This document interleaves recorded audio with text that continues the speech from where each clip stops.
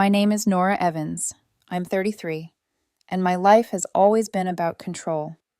Every corner, every minute, every thought is measured. Morning coffee at exactly 7:03, spreadsheets that stretch past midnight, meal prep that could survive a hurricane. Order is my sanctuary. But family has never been orderly. With them, chaos wears a smile and calls itself love. My younger sister Hannah was always the sun in the room. Walk in late, she glows. Everyone leans forward to catch her light. Me? I bring the paper towels and a toolbox. I take the calls no one else wants, pay the bills they forget, fix problems no one notices. Charles, my boyfriend, is patient, steady. But patience has its limits, and even Charles sometimes compares me silently to Olivia, his ex, whose laughter is effortless and whose presence never seems to require explanation. 2 weeks before Christmas, my phone buzzed. Family group chat. Mom.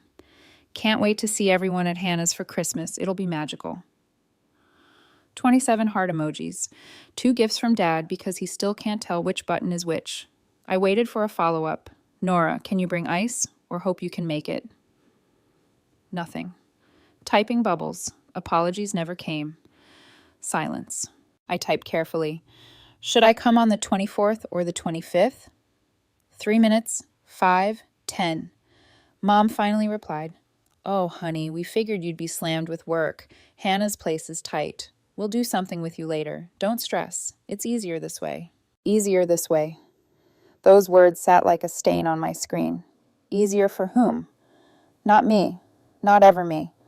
I stared out the train window. My reflection blinked back, pale and tired. I tried to let it pass, as I always do. Logistics, not personal. That's what I told myself. Then Hannah sent me a private text. No hard feelings, Nora. Oven's tiny. We'll hang after the holidays. Drinks on me. I put my phone down. Outside, snow began to kiss the tracks.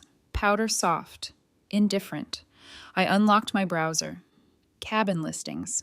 Small, quiet, slanted roofs, buried in white pines. I didn't tell anyone. Not my mother, not Hannah, not Charles. I wanted one thing, a place that answered to me first, a door that turned for me alone. The next morning, I called the agent. Not to buy yet, just to ask about the stove, the porch, the nearest neighbor. His voice was warm. The view will make a monk swear. I closed my eyes, I saw it. A cabin where my name would appear on the deed, not on a list of chores. I imagined boots by the door, a coffee pot murmuring on a counter, paragraphs unfurling at my desk while snow leaned against the window pane. I have spent years as the background, the reliable, replaceable one. When Hannah got her first car, I navigated the DMV with her while Dad made calls. My first internship, unpaid, was called grit training. When Hannah got a boutique social media job 3 days later, Mom posted 12 photos of her little star, calling her our wordsmith. I brought cupcakes. No one took one. That's not bitterness. That's inventory. I keep track of numbers to keep my head straight. $1,200 lent, $300 borrowed for weekend flights, hours assembling furniture for other people. I swallow it all. Always have. Always will. Until now. The week of the Christmas text, I was already bruised from the small things. Being excluded wasn't just logistics. It was about my place, or lack thereof, in a family that treated me as invisible. So I did something strange. I started saving, cutting corners, taking extra freelance assignments. I knew the numbers. The cabin wasn't a whim. It was a reclamation. I visited on a Tuesday. Sky like gray steel, salted roads crunching under tires. I walked every corner, checked every crack, noted every draft. The stove huffed at me like an old cat. The porch faced east, the trees a half-mile away. I imagined my boots there, my mug on the sill, paragraphs spilling onto the desk while the wind whispered outside. I signed the papers. I had a lawyer friend check the deed. Cameras went up, locks replaced. Deputy advice followed. 1 camera for the driveway, 1 for the porch, 1 for the back door. Everything recorded, everything accounted for. Private, secure, mine. I didn't tell Mom, I didn't tell Dad, I didn't tell Hannah, not a word. My sanctuary was unclaimed by anyone but me. That evening, I brewed coffee on the stubborn stove. Steam blurred the windows. Outside, snow piled quietly. I allowed myself a small, guilty thrill. A place where I mattered first, where no one could borrow, demand, or guilt me into giving more than I had to give. At night, I thought of Charles and Olivia, not in comparison, not in envy, just in the echo of past insecurities. I had always measured myself against others, in family, in love, but here, at the cabin, I didn't need comparison. I was enough. I was visible. I was in charge. 2 days later, Dad called, his voice cautious, wary. "Nora, Hannah said you sound intense. Don't take it out on her. She's carrying a lot." I asked what I was carrying. He hesitated. "You're fine, Nora. Solid. Don't need much." That sentence again, the one that had echoed my whole life. You don't need much.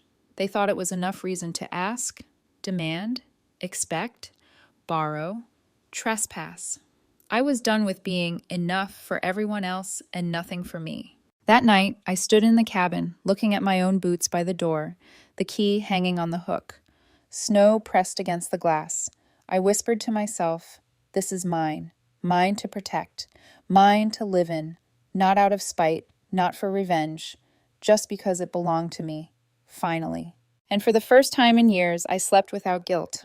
Alone, but not lonely.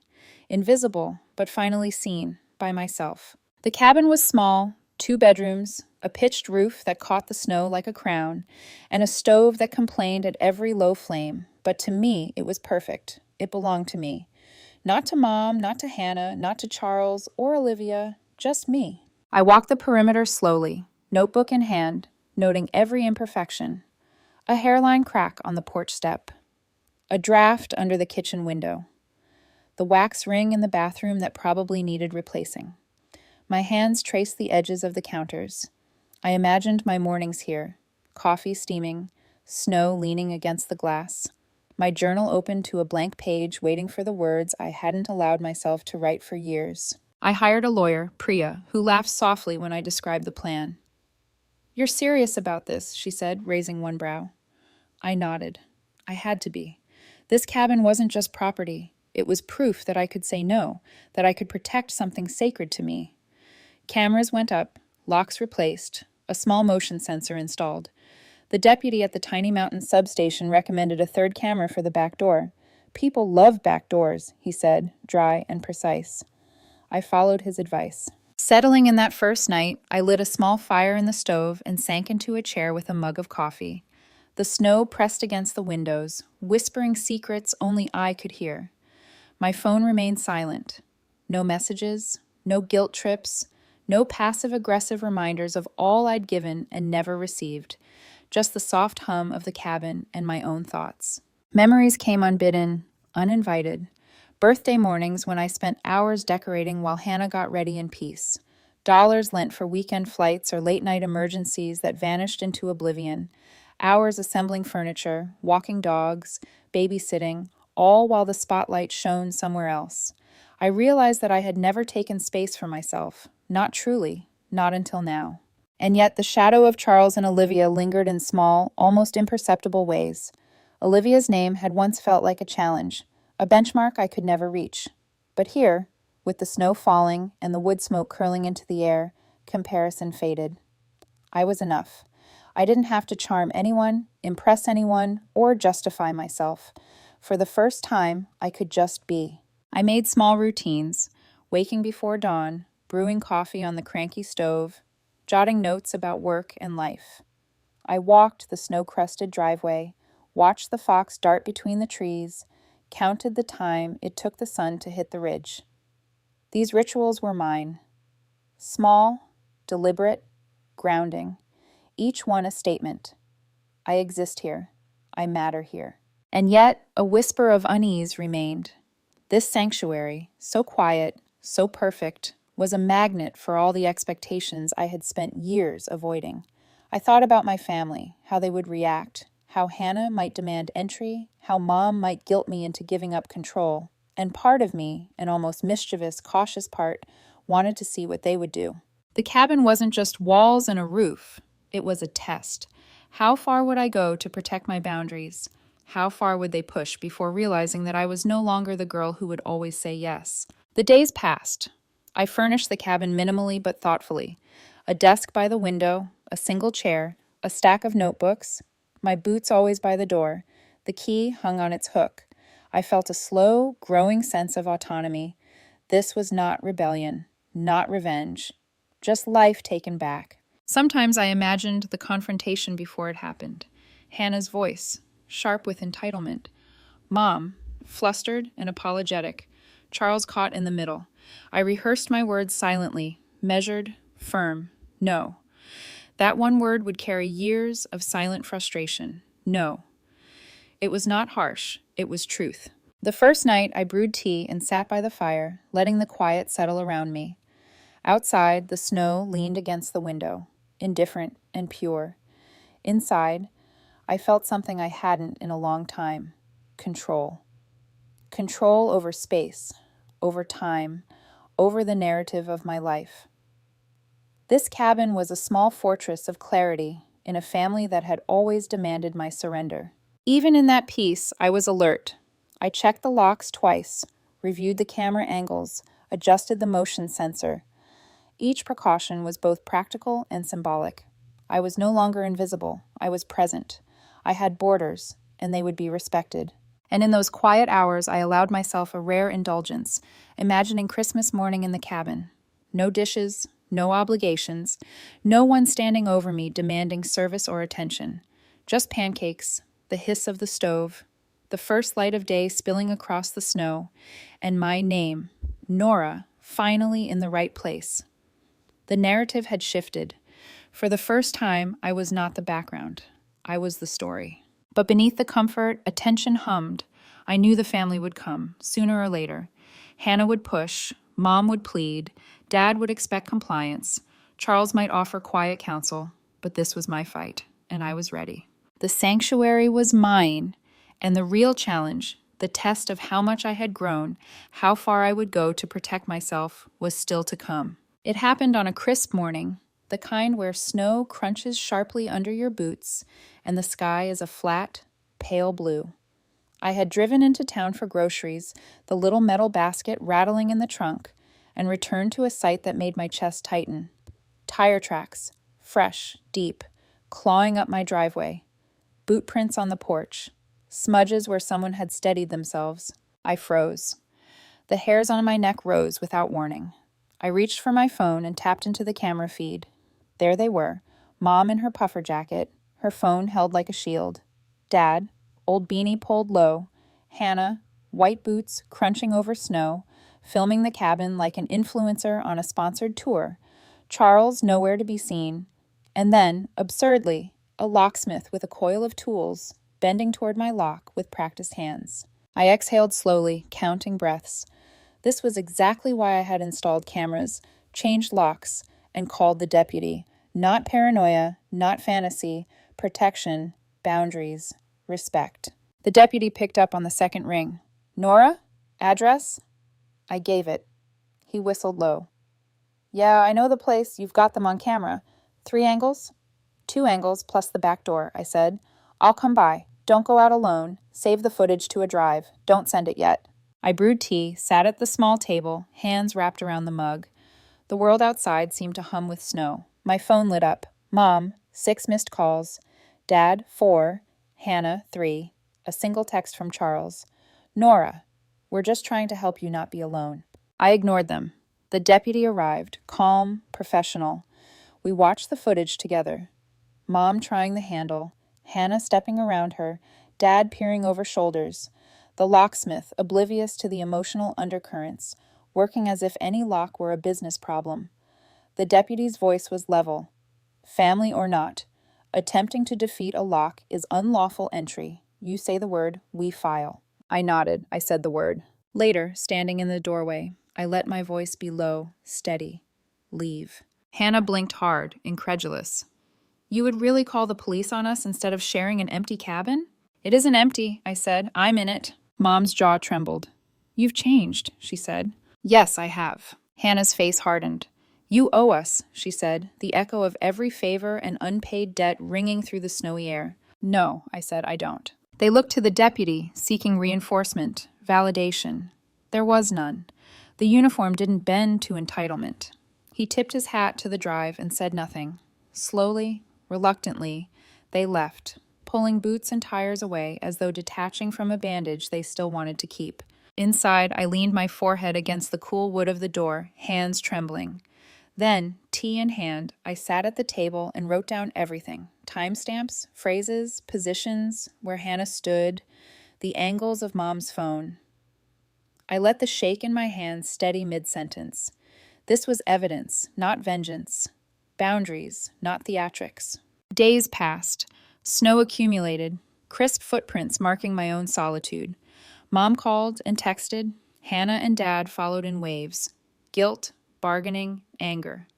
Nora, we made mistakes. You're taking this too far. Real adults don't hide behind cops. You could make $2,000 renting it. Just let us stay a quarter. We'll handle cleaning. I laughed quietly to myself. Charles would have found it ridiculous had he been there. A revenue share on my front door? My sanctuary monetized like a whiteboard project? I didn't respond. Priya's advice echoed in my mind. Do not respond. Your boundaries don't need a pitch deck. I kept writing, watching the stove huff and sigh like a creature I had tamed. Hooks were hung, keys placed carefully, my name on the mailbox in straight black letters.